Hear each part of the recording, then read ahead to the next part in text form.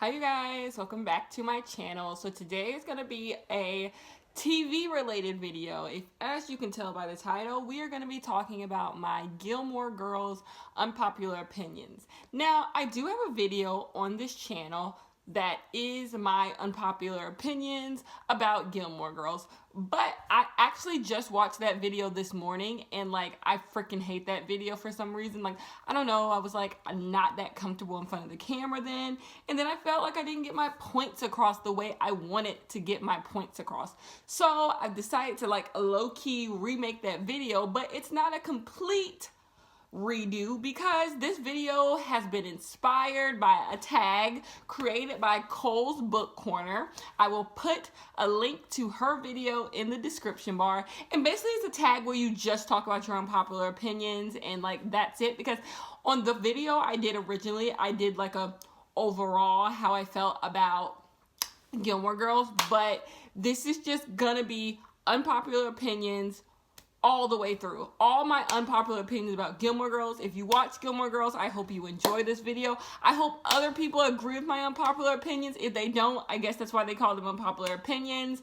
I would love to hear your unpopular opinions to Gilmore Girls down below, and let's dive right into them. So my first unpopular opinion is that I do not like Luke at all. Luke is one of my least favorite characters on the show. I don't find his relationship with Lorelai endearing. I think for the time it was supposed to be a rom-com-y couple, but when you look back on early 2000s relationships on television shows, you see how freaking weird they are. If you go look at Ross and Rachel, you see where the man in the relationship seems to be really manipulative over the girl in the relationship, and I see the Luke and Lorelai relationship the exact same way. Luke is manipulative. He knows that on the overall, Lorelai is a good person, and she's gonna respond anytime he ignores her, anytime he's grumpy, anytime he does anything different than what she's used to. He knows that she'll respond to that, so he constantly uses these manipulative tactics to get his way with Lorelai. I question if Lorelai even likes Luke, but she always feels like she has to like Luke or he's gonna treat her differently. And I just don't think Luke has any type of a personality. I think if Luke was any other character, Lorelai would not get along with him, but because the writers want Luke and Lorelai to be together, they make their relationship seem like more of something that can actually happen, instead of this really fun-spirited woman and this grumpy man come together and they have nothing in common. Luke and Lorelai have nothing in common. But this is not about the Luke and Lorelai relationship, which, by the way, is another unpopular opinion. I don't like their relationship. Let's get back to Luke. Luke is just a grumpy person. What is there to like about him? I'm waiting.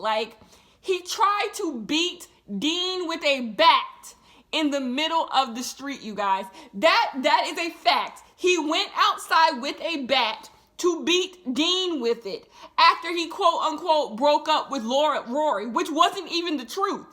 He tried to beat him with a bat. How many times has Luke threatened to do bodily damage to someone in that town? People in the town just want Luke to be a part of the town. That's it. That is it. Of course, Taylor Dosey is an asshole. No one likes Taylor Dosey, and that's the only person I could see Luke being mean to, where it's justified that he's evil to them. But everyone else in the town does not bother Luke. Kurt freaking looks like Kurt, I think, has autism, and he's mean to Kurt. No one in the town is mean to Kurt but Luke. And so it's just what about this man is redeemable? I will wait. I just think he's just an awful human being, and I think if he was any other character, other characters would point out the fact that he's awful, but because he's Luke and you need Luke and Lorelai, he gets a pass. But no, I do not like Luke. My second unpopular opinion is Logan was not that bad. People hate Logan, and you're well within your rights to hate Logan, and I don't like him in a relationship with Rory. I don't think them being in a relationship makes too much sense. Well, it makes a lot of sense. It's just not a good relationship you want to see. But I don't think Logan does anything that horrible to get treated the way you guys treat him, and not you guys, I mean Gilmore Girls fans. You guys treat Logan so bad. You guys act like he is freaking Antichrist, and I'm just like, what has he done? Like, all of the things Rory did was because Rory wanted to do them. Name one thing that Logan made Rory do. Rory is a dumbass by herself. No one makes Rory be any stupider than she already is. Like, Logan, to me, honestly helped Rory. And because what would Rory's college experience be if she didn't hang out with Logan? Logan honestly helped her have a solid college experience. It's because if she wasn't, what did she do when she wasn't around Logan? She hung out with those two weird girls, that girl from Don't Trust to Be in Apartment 23, and that other girl. And Marty, is that really what we wanted for freaking Rory when she went to college? No, I think Logan allowed for Rory to get some depth. No, I do not like Rory in her college years, but at least there was some depth. At least we met someone who didn't kiss Rory's ass 24/7. So I am going to say I don't like them as a couple, but I don't have any faults against Logan in the, not the revival. We won't even get on the revival, I don't think, in this video. But in the regular series, I don't have anything against Logan. I don't think Logan did anything bad. I don't think he's a bad human being. Rory stole that boat by herself. And I don't have anything negative to say about Logan. I'm sorry. I know everyone hates Logan. My next unpopular opinion, Emily Gilmore is my favorite character on Gilmore Girls. I love Emily. On my first watch of Gilmore Girls, didn't like Emily. I felt the way everyone else felt.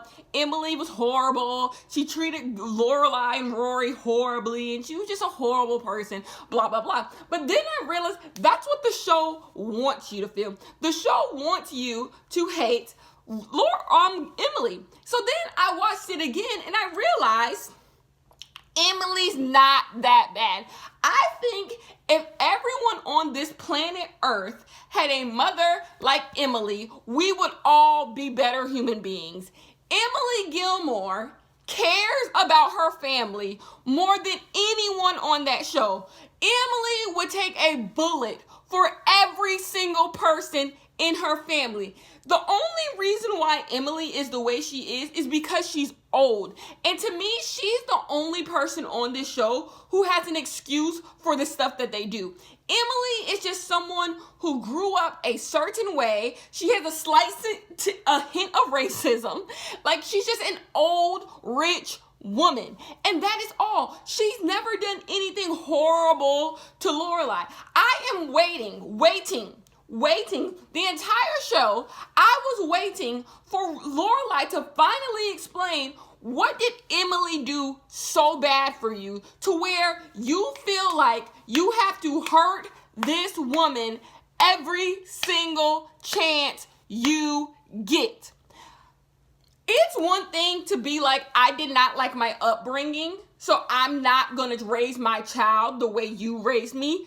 Fair. But Lorelai goes out of her way 9 times out of 10 to spite Emily, and Emily does nothing to her. Emily is so unbothered that she doesn't even go to Stars Hollow. You know how many people hate their parents, and their parents will show up to their house out of nowhere, and that's why they don't like their parents. Emily leaves Lorelai alone for the most part. Emily has other things to do than be bothered with everything Lorelai is doing. But Lorelai seems to have it in her head that Emily is just obsessed with her. Emily wants so much control over her life.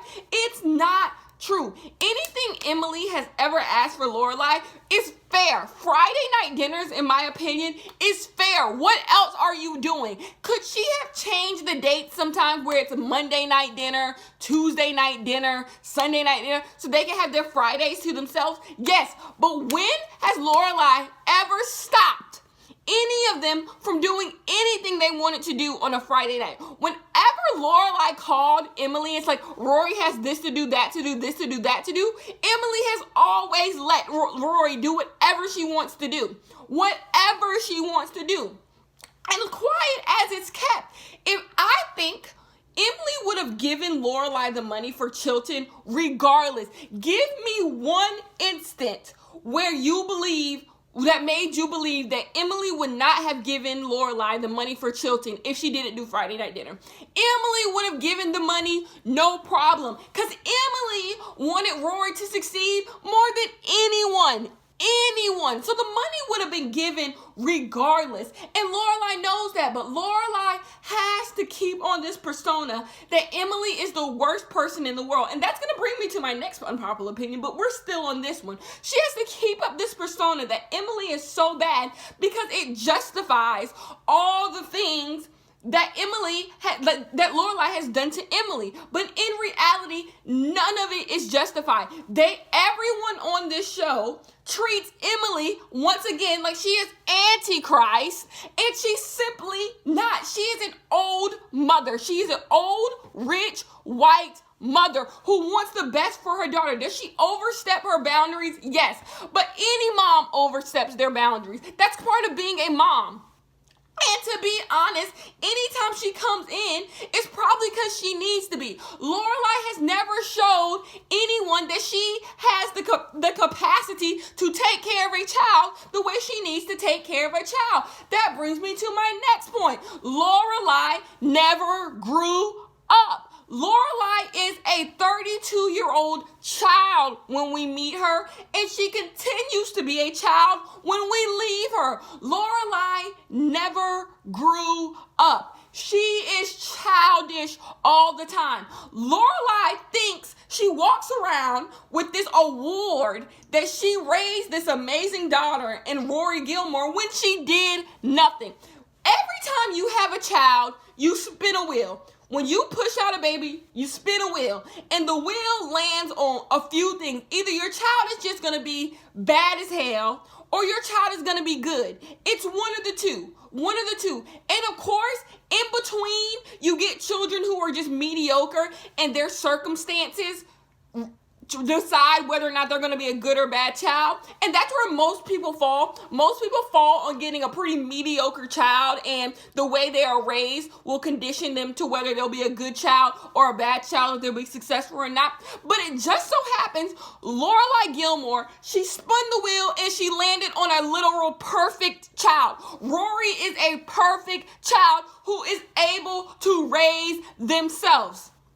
You didn't have to do much, Lorelai Gilmore. I'm sorry. Nothing you have shown us tells me that you are a good mother. You just have a good child, that you did nothing to do. You had nothing to do with the fact that she's a good child. Literally nothing. She is just a good child because she is a good child. Period. And she walks around like she literally walks around like she has just done something so great, and no one should question her parenting because Rory is just so good. It's so good. Rory is good in spite of you. That's why Rory is so acclaimed in the town, because they're like, how does she have this literal trash bag of a mother, but she turned out so freaking good? That's why people are so happy. That's why people love Rory so much, because she beat the freaking odds. Her mother feeds her nothing but junk food from Monday to Sunday. Her mother freaking had her living in a shed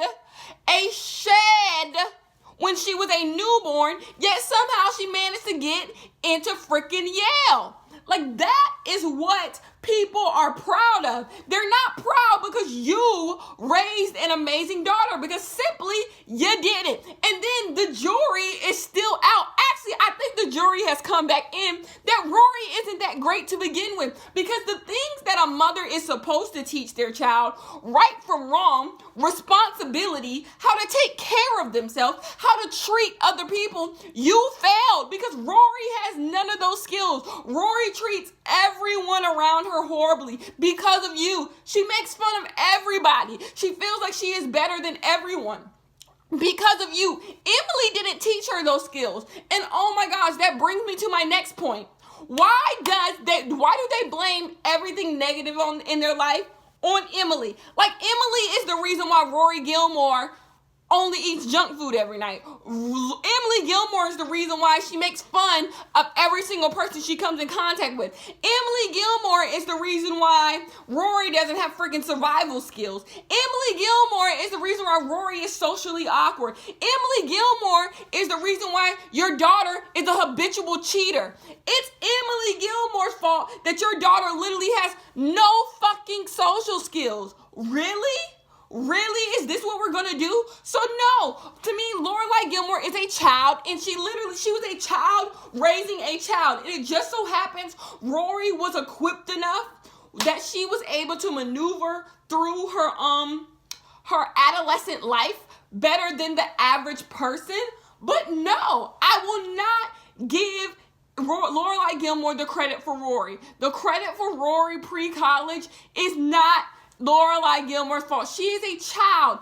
And that brings me to one of my least favorite episodes of Gilmore Girls.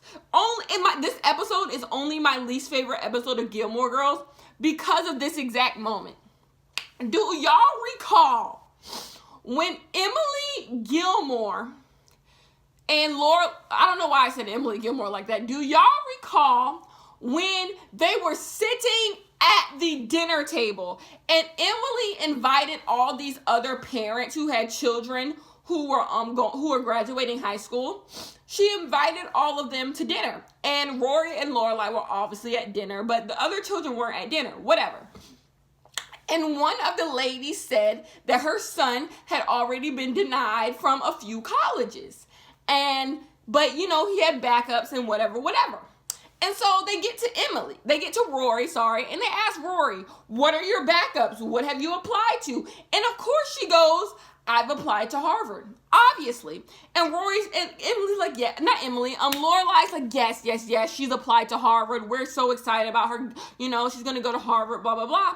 And then the woman who's at dinner, the guest, she's like, well, of course you applied to other schools. You can't just apply to Harvard. It's almost impossible. No counselor is gonna just tell you to apply to Harvard and that's it. You gotta have backups. And then Rory goes, of course I have backups. So the woman's like, what are your backups? And she's like, oh, Princeton, Stanford, blah, blah, blah. And she goes, oh, yeah, and Yale.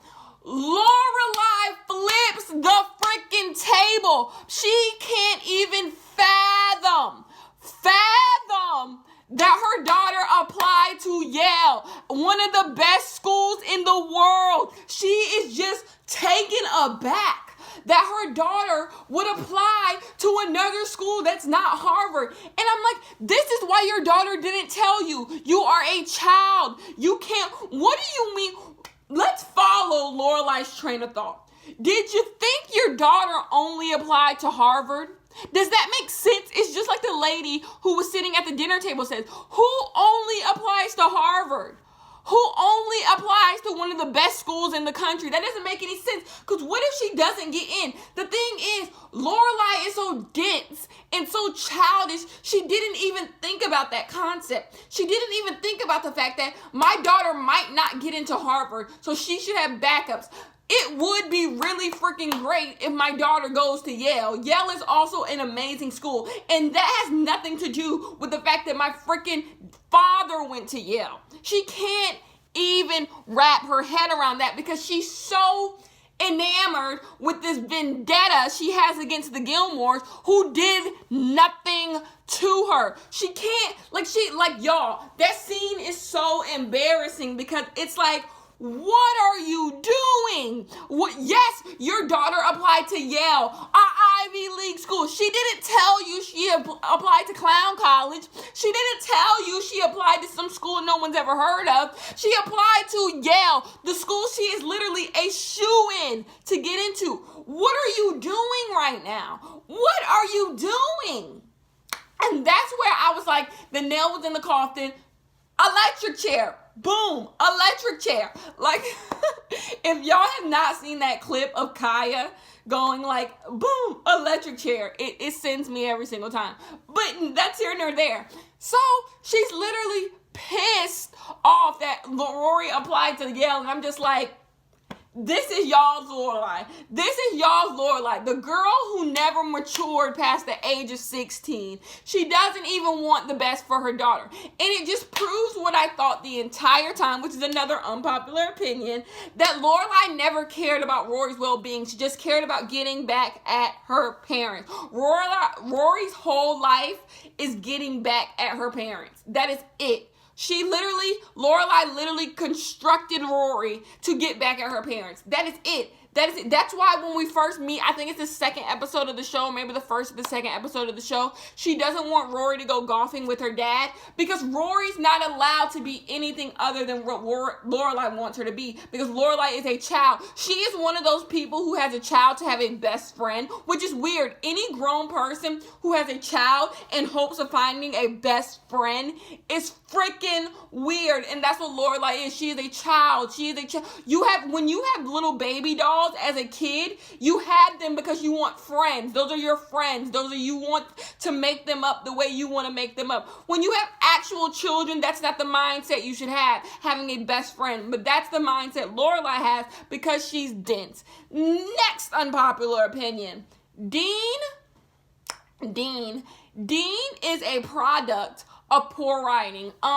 Amy Sherman Palladino is not the strongest writer in the world. I know she's doing the marvelous Miss Maisel right now, and it's getting all types of awards, and that is cute for you, Amy Sherman Palladino.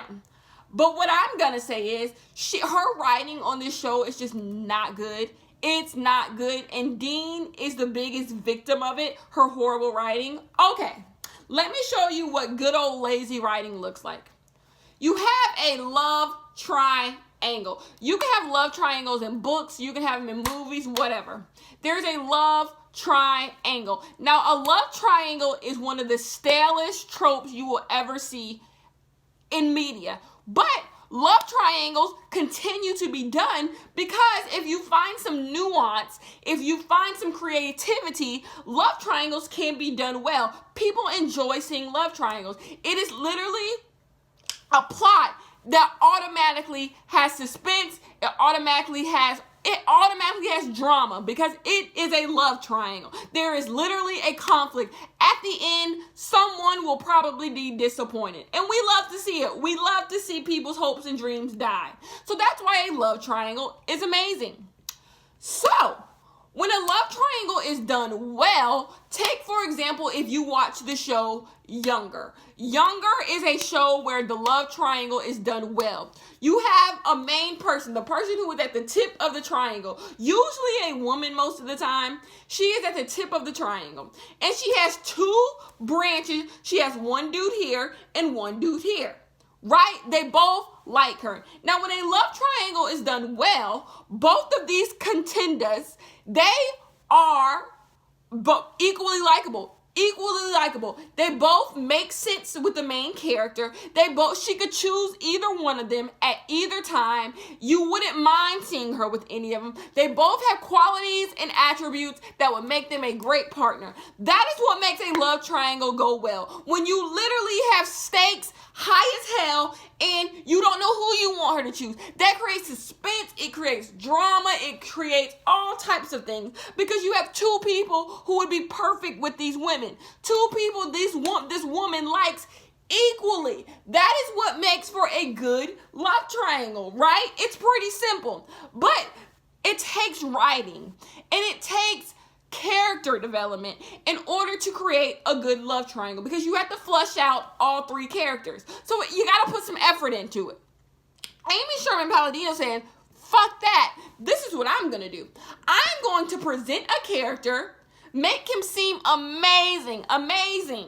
And then when I want to bring in the other person in the love triangle, I'm going to make the person I created in the first place, I'm going to make them significantly less attractive in order for the other person to seem like the viable contender. Right. And guess what? When I don't want this person to be a viable contender anymore, I'll uplift this person. So then everything just works its way out magically. Sorry, that is not how writing goes. That is not how writing goes. But Amy Sherman Palladino didn't care, and that's exactly what she did with Gilmore Girls. Dean comes into the picture. Dean is this hotshot from Chicago. He is mysterious. He reads books. He can keep up with Rory intellectually. He's great. He's the perfect boyfriend. You want her to be with him. It seems like on the surface, Dean is doing Rory a favor by even being with her. It seems like Rory isn't even cool enough to be with Dean in the first place. That is what is presented on the first few episodes. Not even the first 10 episodes of Gilmore Girls. Dean is someone who is a contender. He can keep up with Rory. He is smart. He is quick. He is fast. He is witty. He's great. He is great. He is great. But then Jess comes to town. Jess comes to town, and I guess Amy Sherman Palladino figured out, no, we need Rory's first boyfriend to be like, the manic pixie dream boy. And, he needs to just be boring. We need him to be boring so Jess can seem interesting. And it would have been a way more interesting story if you had Dean, who also was smart and was able to keep up with Rory, and you had Jess, who could do the exact same thing. So you had two viable contenders. But the minute Jess comes to town, Dean no longer reads. Dean no longer seems like he's from Chicago anymore. Like he's just some suburban white dude. He likes to do the town stuff. He's all over Rory for no reason. He literally becomes obsessed with her. And he literally just becomes a horrible character overnight. Like literally, Jess comes to town, Rory is interested in her, and Dean becomes a horrible character. He has nothing. I couldn't even fight for Dean because I'm like, obviously she shouldn't be with you anymore. You're creepy. But the Dean that I liked, the Dean I wanted you to be with, wasn't this creepy. He turned creepy overnight, you guys, just so Jess could seem like a viable option. But to me, I see through it all. Jess was never, this is another unpopular, you just follow me through all these unpopular opinions. Jess was never a viable contender. He was literally just better than Dean at the time. But if Dean stayed the same character he was the entire time, Jess would have never seemed like a contender, in my opinion. The people who always say they love Jess only like Jess because he seems so different from Dean. Y'all always say y'all love Jess because, Dean was this, Dean was that. Tell me one good reason why Rory should have been with Jess. What does Jess have? What does Jess have that original Dean didn't have? Nothing. And that's why I say it was poor writing. They didn't know how to create Jess to be an interesting enough character. So they had to dumb Dean down. And that's just poor writing. You should have continued having Dean at the intellectual capabilities. He turns into a dumbass. A literal dumbass for no reason. And then they have Jess who comes in. He's this cool and suave guy. But that's how we met Dean. Dean was the exact same way. So these unpopular opinions just this. I think Dean gets a bad rep. When it was just poor writing that turned him into a bad person. He wasn't that horrible. And by the way, and after he becomes horrible, I no longer like him, obviously. And to me, Jess doesn't have any redeemable qualities. People will love to be like, Jess and Rory are an amazing couple. How? Find me one reason what makes them an amazing couple. Didn't he borderline try to rape her at that house party one night? Should we touch on that? Should we touch on that, Jess Stans, when he tried to rape our girl? No, okay. So those are my unpopular opinions there. Let's go through Christopher. Poor Christopher. This video should be titled Justice for Christopher. Christopher is a walking plot device. That is it. He is a walking plot device. He has no character development. He has no character. Christopher is someone who has so much potential. Christopher could have been a staple on the show. But for some reason, Amy Sherman, in her horrible writing, she couldn't come up with a character for Christopher. So he had to be a plot device. When that season, I think it was season 5, when Christopher is living in Stars Hollow because him and Lorelai got married, is that that's the most uncomfortable, like, little thing. You can't even fathom as a watcher, you can't even fathom Christopher living in Stars Hollow because, like, he doesn't have any personality. You don't even know what Christopher likes. Like, would he like Stars Hollow? I don't think he would. Like, it was just weird having him in Stars Hollow because he's not a character. He is not a flushed out character. Think about it. Paris is someone you can't imagine living in a small town. But when she comes to Stars Hollow, it's not weird that she's in Stars Hollow because she's a flushed out character. You know what to expect when Paris Geller comes to Stars Hollow because she's a character. She's a character who has emotions that are predictable. That's what character development is. I'm giving y'all writing 101. Y'all better take notes if you want to be a TV show writer. And to know if you have made an exceptional character, this is a test. If I take this character and I put them in the middle of, let's say, Phoenix, Arizona, they walk into an empty bar in the middle of Phoenix, Arizona, what reaction will my character have? That is the test of if you have a good character. If you put them in the middle of a situation, you know exactly how they will react to that situation. That is a fleshed out character. Take Paris Geller. If Paris Geller is in the middle of Phoenix, Arizona, and she walks into a bar, you know exactly what she's going to do. Take Lorelai Gilmore. You know exactly what she's going to do. Take Emily. You know exactly what Emily is going to do. Now look at the unflushed out characters. Rory Gilmore. That's another. That unpopular opinion. We'll go back to Christopher into this, but Rory, another unpopular. She's not a fleshed out character. Rory Gilmore is not a real character. Nothing about her is real. Her whole personality is fed off of other people. The entire show, she is only a character if she is in direct opposition with another character. Like, she has to feed off of other characters for her to exist. For example, Rory is only Rory when she is around Lorelai. Period.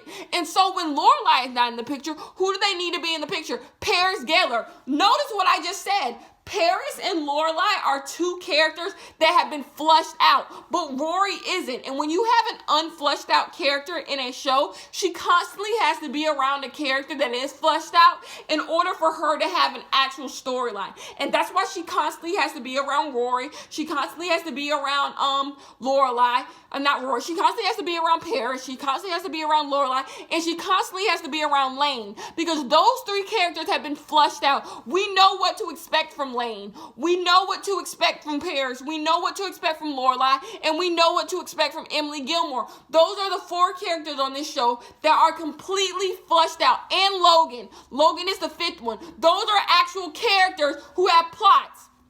The characters who don't. Rory does not have an actual character trait. Luke is not a real character. He is literally someone who only exists when he is in direct opposition with somebody else. Luke is only relevant to the story when he's around Lorelai. Yes, Luke is only important when he is around other people. For example, that's why he hangs out with Emily that day. He's only interesting when he's around other characters that have flushed out.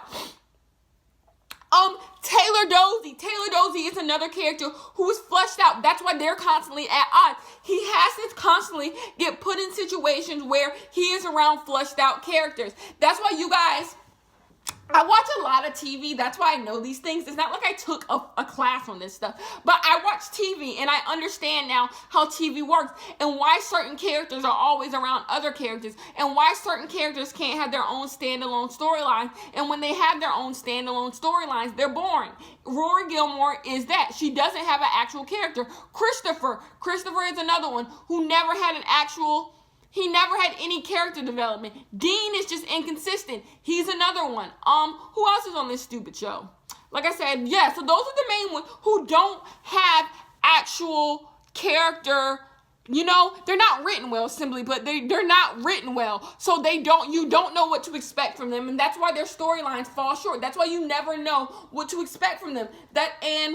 So, when Christopher, bring it back to Christopher, when Christopher comes to Stars Hollow, it's weird that he's there because it's just like, we don't even know what type of character Christopher is. Christopher can't just exist in Stars Hollow the way a Lane can exist, the way a Lorelai can exist, the way an Emily can exist. There's an entire episode where Emily walks around Stars Hollow because she is a flushed out character. But imagine a whole episode where Christopher walks around Stars Hollow. You can't imagine it. You don't know what will happen. But if you take Paris and have her walk around Stars Hollow for a whole episode, you know there's what will ensue. You know what will happen if Emily walks around Stars Hollow, if Lorelai walks around Stars Hollow. But these other characters, they can't just walk around Stars Hollow by themselves. Notice when Rory spends a whole day in Stars Hollow. What has to happen? She has to run into other characters in order for her storyline to be fun. Because she doesn't have any character development. She's not a character. She is literally a bunch of personality traits thrown into one person, but none of them are flushed out.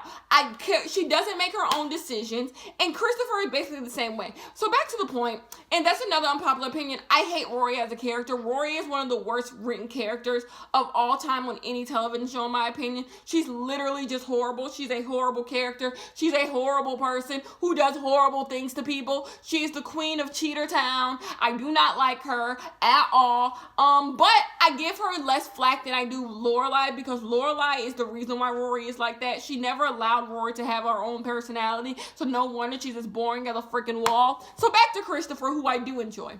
Christopher, I like Christopher, you guys. Whenever Christopher is on screen, he's polarizing. Like, for example, when he does spend that week in Stars Hollow when he's married to Lorelai, him and Lorelai have amazing charisma. That's why I blame everything on Amy Sherman Palladino, because that actor, whoever plays Christopher, tried his best. He is, like I said, he's polarizing. When he comes on screen, he's funny.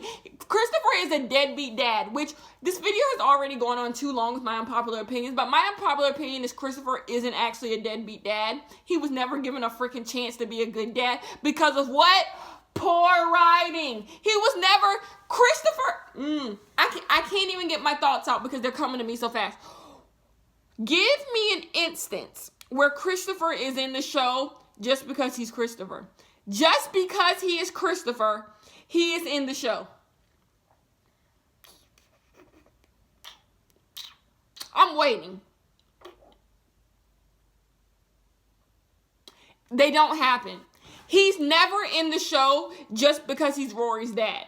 And that's just poor writing. I refuse to believe Christopher is just never around. He's just going to never be around. Because whenever we meet him, he's not that type of guy. That's why I say the character development doesn't match the person we get. The actor who is playing Christopher comes off as really charismatic. He's really funny. He loves his daughter, this, that, and the third. But then when Rory goes through all this stuff, Christopher is nowhere to be found. And it's like nothing's adding up. Nothing is adding up as to why he's not around at these important moments.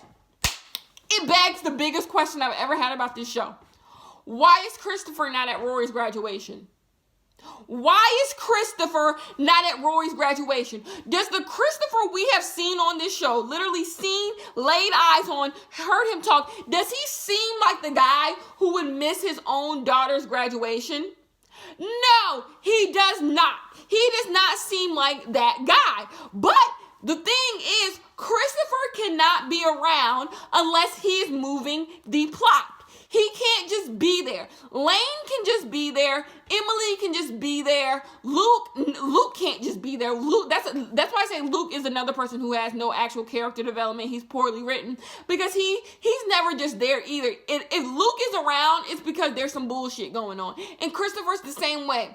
Christopher is only around when there's some bullshit going down. When there's some bullshit going down, best believe the episodes where Christopher, if you see his name in the title sequence, there is about to be some foolishness to ensue, because that's the only time he comes around. If he is around, you know he is about to fuck some shit up. He is about to fuck some shit up. That's the only time he can be around. Whenever Amy Sherman Palladino decides, like, hey, I want to fuck some shit up.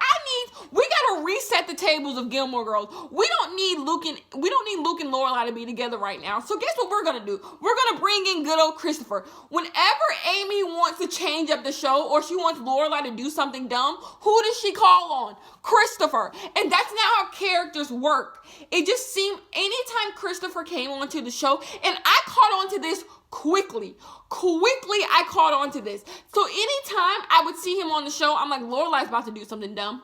She's about to mess something up, because that's the only time Christopher is allowed to be around. So for all you people who are friends of Gilmore Girls who give Christopher a hard time, I want you to ask yourself, are you really watching this show? Because this is a show that everything is explained if you just watch the show. If you just watch the show in the way that it is written, you will understand why each and everything happened. It explains why Christopher is a deadbeat dad. He has to be a deadbeat dad because he's only allowed to come around when it's bullshit time. When it's bullshit time, that's when Christopher is allowed to come around. When it's time for the mess, Christopher is allowed to be around. But he can't be at his own daughter's graduation because that just doesn't make no sense. So I'm just like, no, I refuse to let y'all put Christopher in the bag of deadbeat dads when he's a plot device, you guys. Christopher's not real. That's basically what I'm trying to say. Christopher's not a real person. He's not a real person. I know that's kind of creepy to think about, like, Christopher's not a real person. He's not real. He's a figment